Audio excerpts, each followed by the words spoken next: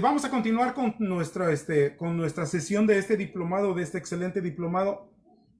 Tenemos una tercer ponencia. La tercer ponencia tiene el nombre de Luchas y Resistencias del Pueblo Purépecha. Es un tema que va a estar a cargo de Pavel Ulianov Guzmán Macario. Él es un buen amigo y un buen camarada, un joven luchador social comunal totalmente incorruptible. Desafortunadamente ha sido amenazado de muerte en más de una ocasión por su labor social que realiza a favor de la justicia social. Aunque su nombre sea pues un poquito ruso, nada que ver, él es totalmente purépecha, originario de la región del lago de Pátzcuaro. Es historiador de profesión, egresado de la Facultad de Historia de la Universidad Michoacana de San Nicolás de Hidalgo. Es coordinador del Consejo Supremo Indígena de Michoacán, consejo autónomo que agrupa diversas autoridades civiles, comunales y tradicionales de los pueblos originarios. Es también coordinador de la organización Comuna Purépecha que estamos presentando este diplomado. Es coordinador del colectivo de abogados indígenas Juchar Huinapecua, Nuestra Fuerza. Y es integrante también del Consejo de Curicua Quinchecua, Año y Fuego Nuevo Purépecha. Orepani, Tata Pavel.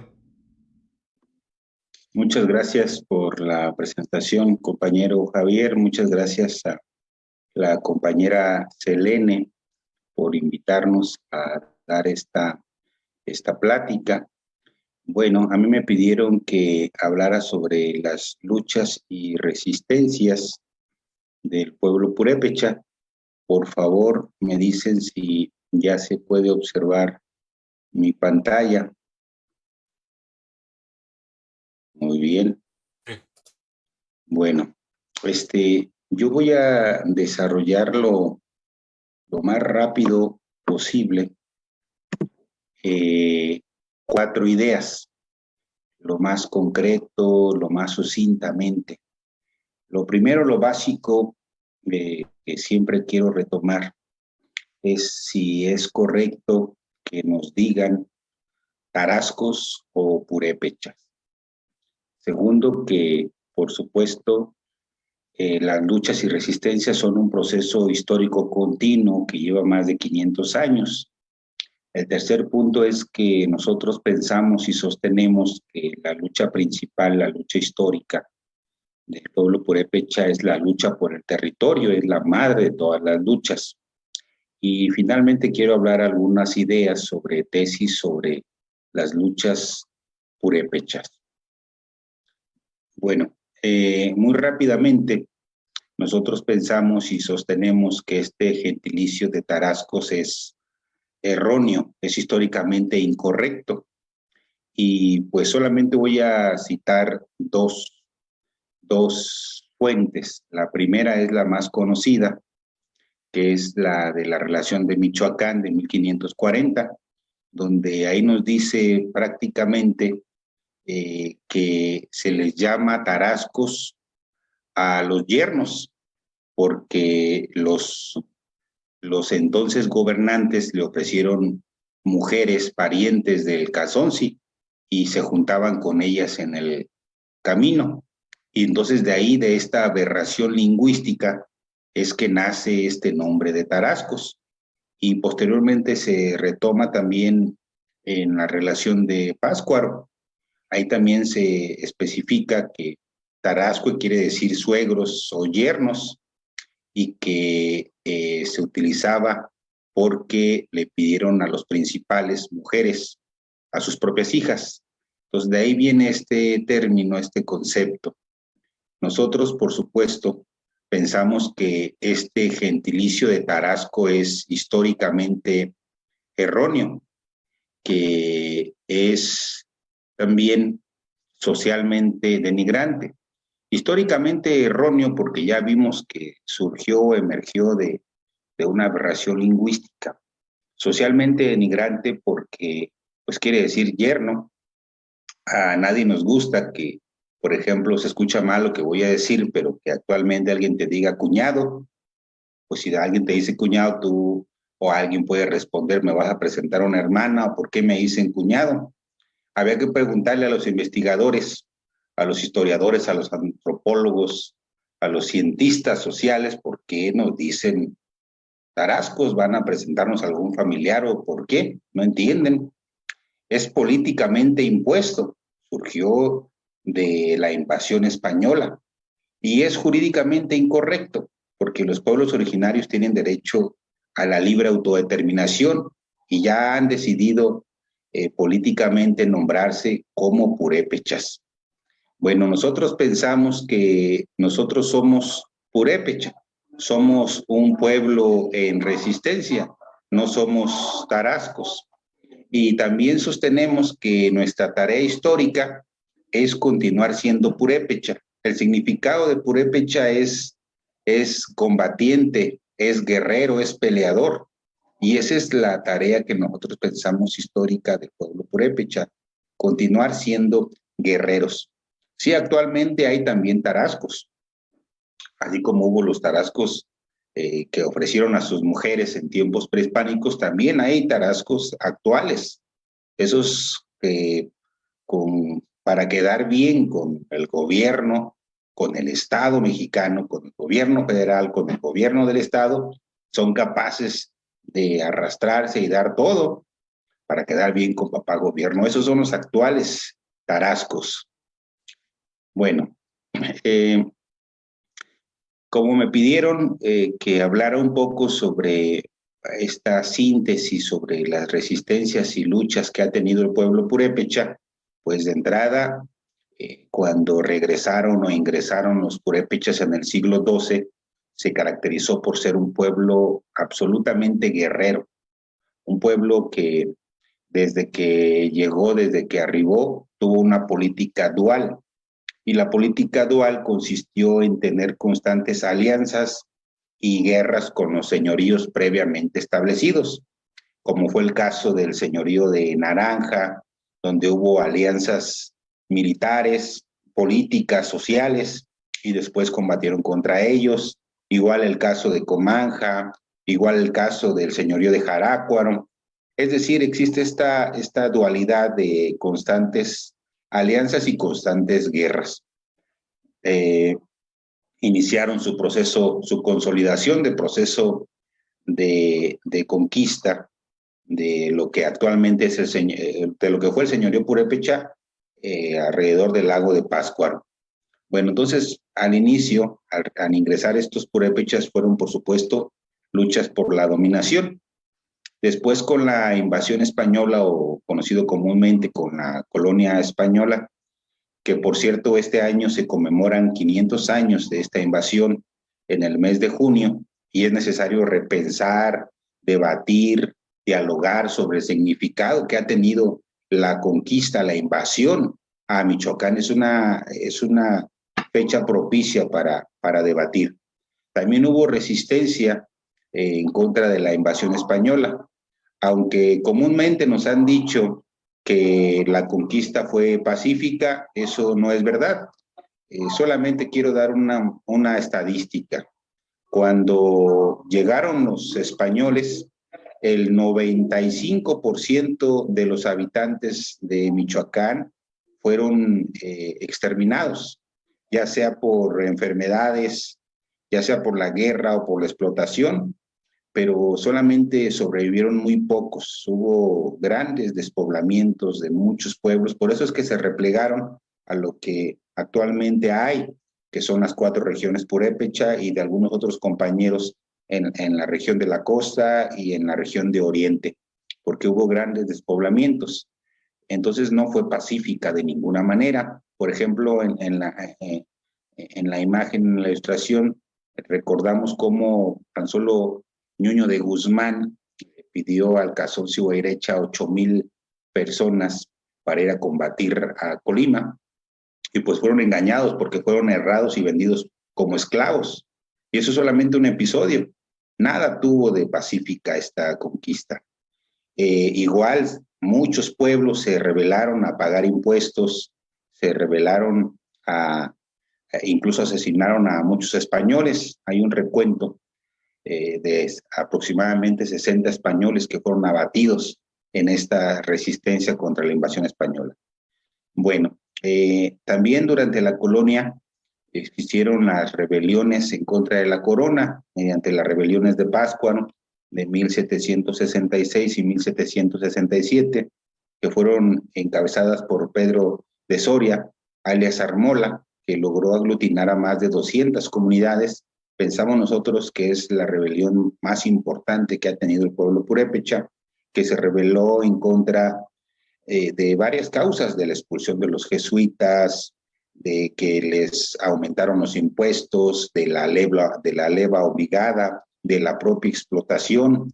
En estas rebeliones surgió la consigna que después retomó Hidalgo de muere el mal gobierno, que después retomó el ZLN. Entonces, es una de las rebeliones más importantes durante el periodo de la colonia. También, por supuesto, han participado en la revolución. Varios pueblos se sublevaron y también fueron a ese llamado, sobre todo por la restitución de su territorio, de los derechos de agua, que eran concentrados por las haciendas. Muchos pueblos se levantaron en armas y acudieron a este llamado de la revolución. Tuvieron incluso generales. Por ejemplo, me acuerdo el general purépecha Juan C. de la Cruz de Tarejero, que tuvo importantes victorias en Tacámbaro. Hubo mucha participación también de los pueblos purépechas en la revolución. También, por supuesto, en el siglo pasado, en el siglo XX, solamente voy a mencionar algunos casos por la cuestión de tiempo y lo voy a hacer de manera muy sintética. Está el caso que ya se comentaba un poco de Casimiro Leco, que fue precisamente en honor a lo que los compañeros acaban de cantar hace poquito. Casimiro Leco, originario de la comunidad de Cherán, quien se organizó con sus voluntarios, enfrentó a empresas transnacionales que se llevaban todos los bosques, se enfrentó a Juan Chávez, logró vencerlo, incluso tuvo un título también de general que fue propuesto por Lázaro Cárdenas, que estuvo siempre en la defensa de su territorio. Está el caso de Primo Tapia, también que muy joven logró formar la Liga de Comunidades y Sindicatos Agraristas del estado de Michoacán, que logró aglutinar 180 comunidades y que se adelantó a lo que después se conoció como el reparto agrario y que lo hizo vía armada. Está también, por ejemplo, casos de purépechas que han participado en movimientos socialistas, en movimientos guerrilleros. El caso de Amáfer Guzmán Cruz, que actualmente hay 5 desaparecidos políticos, o es el primer caso de desaparición política en Michoacán, y que fueron dirigentes del movimiento de acción revolucionaria, que tuvieron incluso formación, intercambios con Lucio Cabañas y con Genaro Vázquez Rojas. Y así podemos encontrar muchos casos de participaciones de comunidades y de compañeros en todos los procesos sociales. Está, por supuesto, el caso del Pío Domínguez, que también fue precisamente militante del Movimiento de Acción Revolucionaria, que logró defender el territorio y el trabajo comunal, y que lograron vencer, y que también logró crear un Consejo Supremo Independiente de comunidades indígenas para contrarrestar la política oficial en la década de los 80. Está el caso, por supuesto, de Efrén Capiz, el llamado abogado de los indios, que fue quien empezó con esta cuestión de lo que le llaman ahora insurrección del derecho. Esto no es algo nuevo, esto es algo, él defendió a más de 200 comunidades, la UCES ha sido de las organizaciones más grandes históricamente, toda su vida se dedicó a la defensa del territorio, de la tierra comunal. Igual está el caso de Juan Chávez, de la comunidad de Nurío, que logró la autonomía sin permiso de nadie, sin ningún proceso judicial, sin ningún convenio con el Estado mexicano, con movilizaciones sociales, sin llevar el caso a ningún tribunal, y que es el primer caso de autonomía en Michoacán. Y hay que decirlo, que la autonomía purépecha tiene sus raíces en los acuerdos de San Andrés Larráizar, y que muchos cuadros fueron y son militantes del Congreso Nacional Indígena, y de ahí surgieron. Bueno, actualmente en los últimos 20 años, las luchas se han concentrado en lo que ahora se llama la defensa de los derechos colectivos. y ha sido en uno de estos derechos, que es la autonomía o que es el presupuesto directo, es lo que se conoce como la autonomía purépecha. Y nosotros sabemos, entendemos, comprendemos, por supuesto que esta es una autonomía liminar, es decir, que está en su umbral, que va iniciando, y sabemos que no es un fin, sino que es un medio, que no es una meta, sino es un camino, es una herramienta, y depende de cómo se utilice esta herramienta es que va a dar los resultados o no que se requieren. Por ejemplo, para empezar, nosotros sostenemos que esta conformación de consejos de gobierno comunal tiene antecedentes históricos, tanto en el pueblo purépecha como en otros pueblos originarios. Y el primer antecedente que encontramos es en el Consejo de Teotihuacán, un consejo que era formado por 4 concejales y que gobernaba la ciudad-estado de Teotihuacán. Había cuatro concejales, uno por cada barrio, y entonces no había una figura primordial o preponderante. Igual para el caso de los purépechas, para elegir un casonci o un irecho a un gobernante, se reunía un consejo de ancianos, de guerreros, de principales, y estos elegían a quien iba a quedar, y por supuesto tenía que tener diferentes características. Tener un modo honrado de vida, no beber, no ser borracho, ser humilde. Le pedían varias atribuciones, todas estas se narran en la relación de Michoacán, por supuesto. Y también había un consejo de gobierno, un consejo de guerra, un consejo de educación. Por ejemplo, a la hora de decidir cuándo atacar, cuándo defender un señorío, un poblado, se reunía un consejo de capitanes generales y se decidía qué hacer. Es decir, es una creación de los pueblos originarios. Caso contrario a los ayuntamientos. ¿Quién creó los ayuntamientos? Los ayuntamientos fueron creados por Hernán Cortés, en la Villa Rica de Veracruz, ahí se creó el primero y es una institución impuesta. Entonces, de ahí vemos vemos que entonces hay diferentes luchas en diferentes tiempos históricos. Bueno, también, por supuesto, comprendemos, y esto queremos dejarlo claro, que hay diferentes tipos de autonomía. Una, por supuesto, es la histórica, la irechecua, lo que tenían estos, su propio territorio, su propio ejército, su propio estado, lo que tenían los antepasados, los abuelos en el camino, este poderoso estado purépecha. Eso es su autonomía, y que estuvo siempre en constante lucha con la Triple Alianza Mexica, y que también construyeron un estado tricéntrico, y que tenían uno de los más poderosos señoríos en la época prehispánica. Eso es una autonomía, por supuesto, también durante la República de Indios. Ahora con la corona hubo alrededor de 60 repúblicas de indios. Ahí se reconoció, por ejemplo, la ronda comunal, ahí fue institucionalizada, ahí tenían su propia justicia, su propia recaudación también. Las repúblicas de indios, ahora hay cerca de 20 consejos de gobierno, antes había más de 60. Empezaron a decaer a la hora de las rebeliones de Pátzcuaro. Fue ahí cuando vieron que estaban perfectamente organizados, que ya no se les permitió continuar con esta autonomía. Y hay otras autonomías, como por la propia de la comuna de Morelos, la que encabezó Emiliano Zapata, que impusieron autoridades locales y estatales, que expropiaron haciendas, que llevaron todo el proceso de producción. Por supuesto, esta es otra autonomía. Otra autonomía es la que tienen los hermanos zapatistas, que no reciben ningún presupuesto por parte del Estado, tienen su propio sistema de seguridad, de justicia, de salud. Entonces, perfectamente las autonomías dependen de un contexto histórico determinado. No hay que recordar que, por ejemplo, los hermanos zapatistas se levantaron en armas. El propio Emiliano Zapata construyó una de las organizaciones más importantes y más antagónicas al Estado, por eso es su tipo de autonomía. Y la autonomía purépecha, pues, es de conformidad al contexto histórico determinado.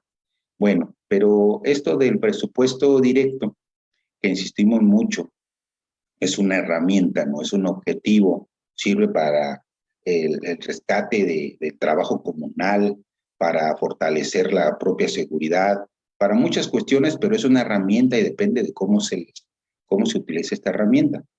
Pero esto tiene que ser en 3 niveles. Las 22 comunidades actuales que están en este proceso de autodeterminación están pidiendo el presupuesto directo municipal, pero hay que hablar también del presupuesto directo estatal y el presupuesto directo federal. Voy a dar un ejemplo. Eh, el, el, el presupuesto que tiene el gobierno del estado para este año, 81,546 millones, 87,927 pesos. Ese es el presupuesto que tiene. Y el presupuesto que asigna el gobierno del estado para atender a las comunidades indígenas a través de la Comisión Estatal para el Desarrollo de los Pueblos Indígenas es de 24 millones. De todos estos 81,546 millones, asignan nada más 24 millones. Si uno revisa las diferentes instituciones que ha tenido en la historia para atender a los pueblos indígenas el gobierno del estado, con independencia del partido que ocupe el poder, sea Comisión Coordinadora de Pueblos Indígenas, Secretaría de Pueblos Indígenas, ahora Comisión otra vez de Pueblos Indígenas, el máximo histórico se alcanzó en el 2014 y fue de poco más de 114 millones. Entonces, actualmente tiene para el desarrollo de las comunidades indígenas, así dice la ley, para el desarrollo integral de las comunidades indígenas, 24 millones. De esos 24 millones, 17 se van en gasto corriente, gasto de salarios, de insumos, de gasolinas. Entonces, queda nada para invertir. También escuché que hace rato lo comentaban los compañeros, efectivamente el zoológico de Morelia, el zoológico Benito Juárez, tiene 45 millones.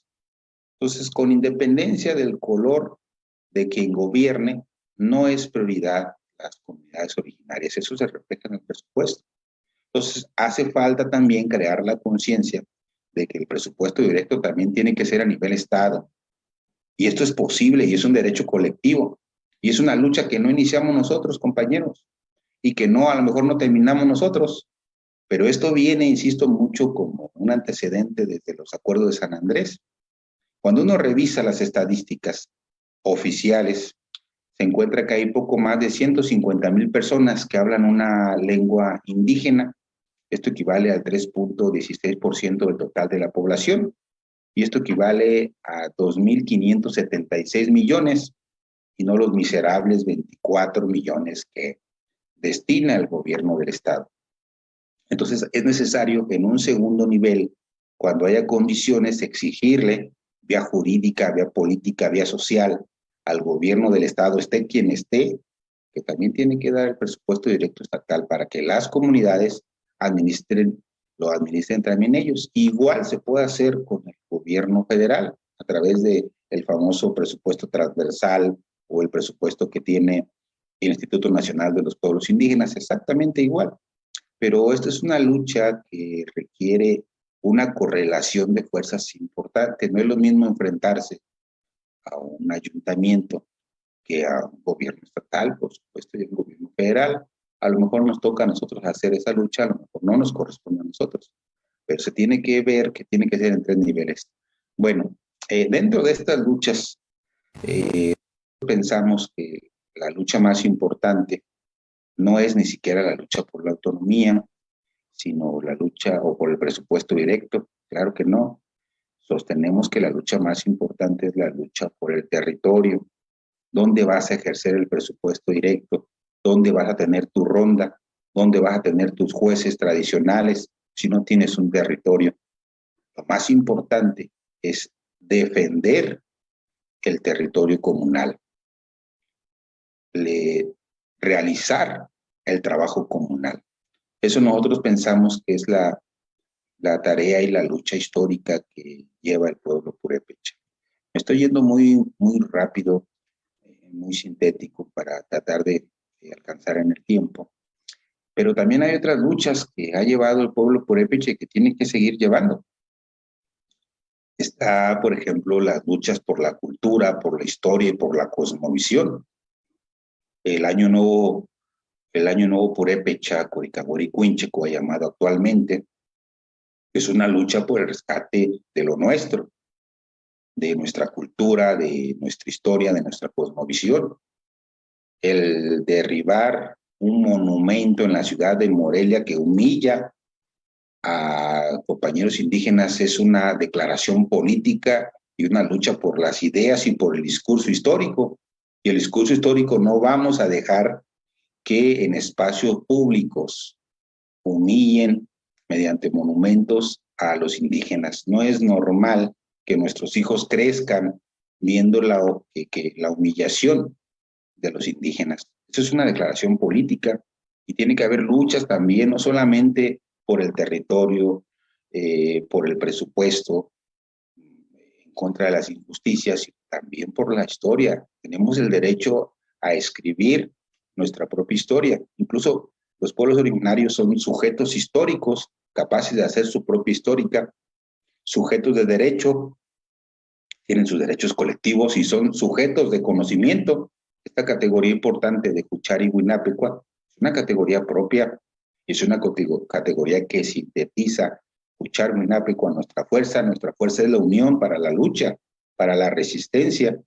Entonces también tiene que haber este tipo de luchas. Hace rato escuchaba también que hablaban sobre la danza de los viejitos.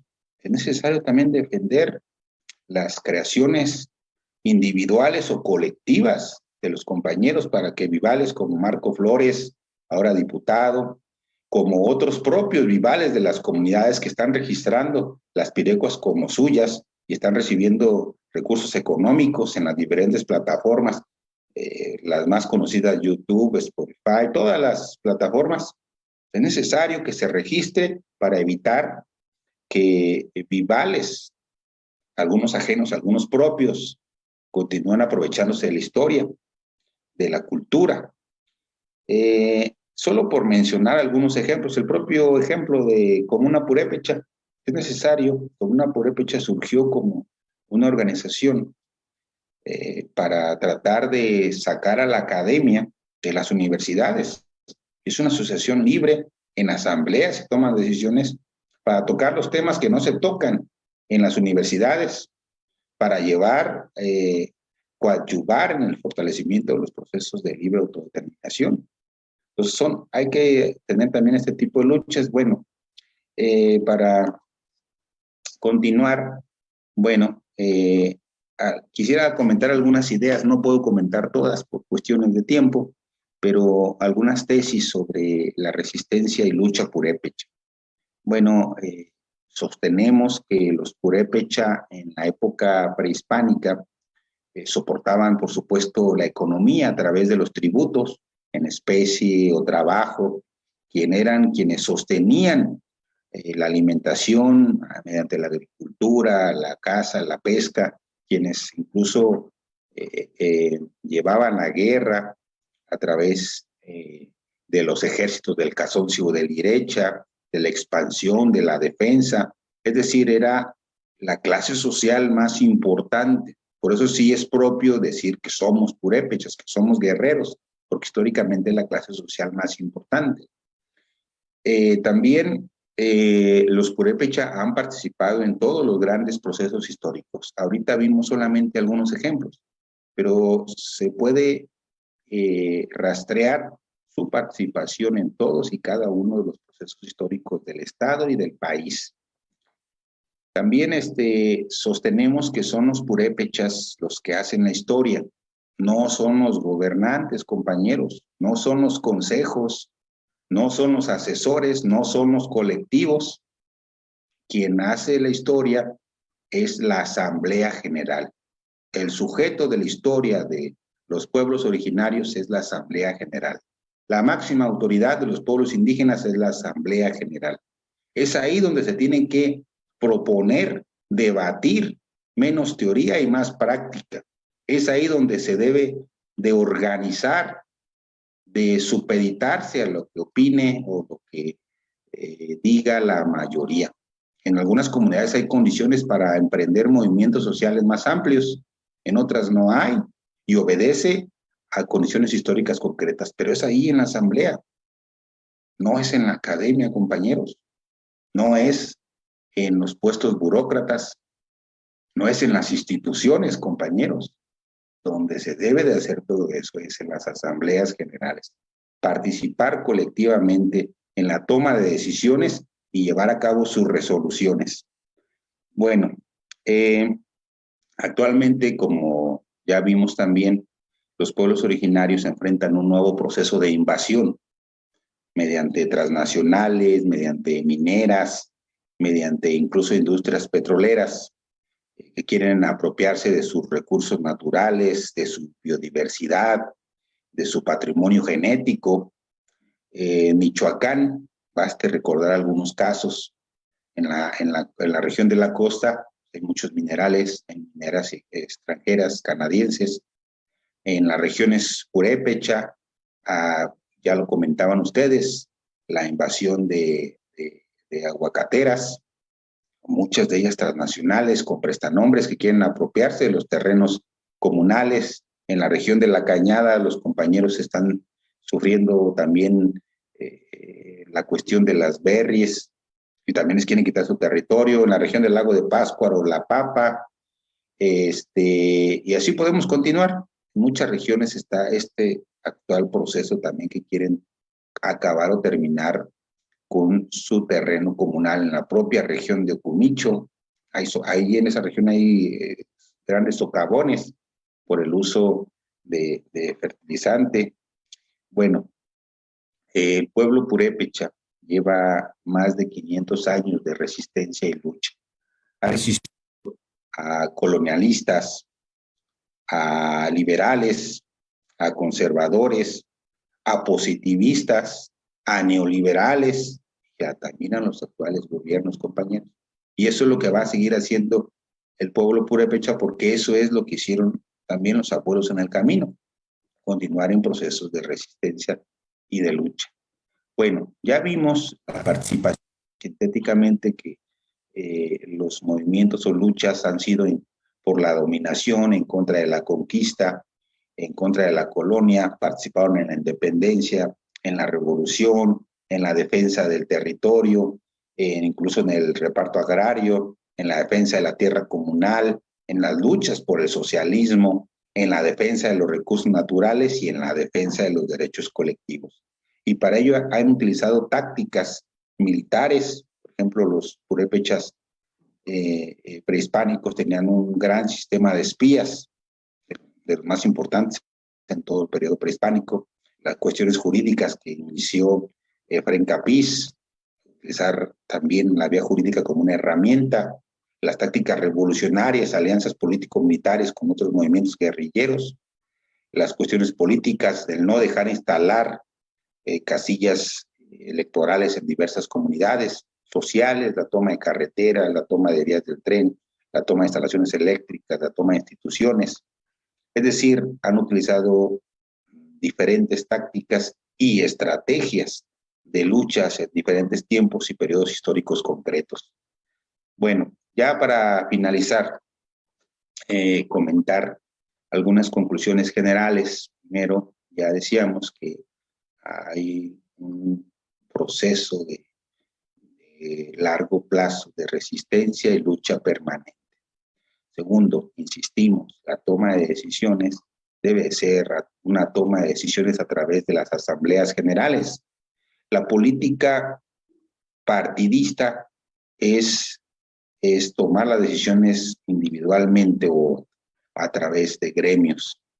La política de Estado es desmovilizar a las comunidades, y la política comunal debe de ser la toma de decisiones en asambleas generales y movilizar a las comunidades. La conformación de organizaciones propias de lucha. La histórica es la organización a través de los barrios. A través de barrios se organizaban para la producción, para la defensa del territorio, pero no es la única. Se pueden crear diferentes formas de organización, como la que creó Primo Tapia, la Liga y sindicatos agraristas de Michoacán. Incluso ahí surgieron las ligas femeniles, que logró, yo pienso que es una de las más importantes a nivel de Latinoamérica. Creó cooperativas de manutención o a través de uniones, la Unión de Comuneros Emiliano Zapata, o a través, como actualmente está bajando, a través de consejos de gobierno comunal. Y como cuatro puntos es que los pueblos originarios tienen la revocación de mandato desde hace muchos años, desde hace, me atrevo a decir, cientos de años. Eso que ahora está de moda, la revocación de mandato en las comunidades, perfectamente se puede destituir, quitar, cambiar a un jefe de tenencia, a un comisariado ejidal comunal, a un concejal o a un consejo de gobierno cuando están haciendo mal su trabajo. Y bueno, es necesario que las comunidades sigan haciendo lo que han hecho, utilizar la historia y el arte y el idioma como arma. Ya hace rato dieron algunos ejemplos. La historia para legitimar sus procesos de autodeterminación o de defensa del territorio. El arte como expresión, como difusión de sus luchas, como han hecho desde la comunidad de Santa Fe La Laguna, donde hay unos hermosos murales, hasta todas las comunidades que tienen la propia creación de la bandera purépecha es una expresión de arte. Igual el idioma, ya mencionaban, el idioma es un arma para que los extraños, los ajenos, no puedan entender o lo que están acordando o organizándose. En todas las mesas yo he visto, o en la mayoría de mesas he visto que para tomar una decisión se consultan en purépecha para que el ajeno o el extraño no pueda entender. Y en muchos casos así es. Y finalmente, la creación de categorías filosóficas propias. El compañero Marco ya dio algunas de ellas al inicio. Yo di la de Juchalgunapecua, que por cierto, se ha dicho de paso, yo creo que lo van a comentar, es creación de una mujer, una compañera purépecha. Pero hay muchas categorías que se pueden ir creando porque los pueblos originarios son sujetos de conocimiento. Bueno, yo con esto quisiera terminar. Con eso termino mi participación. Gracias.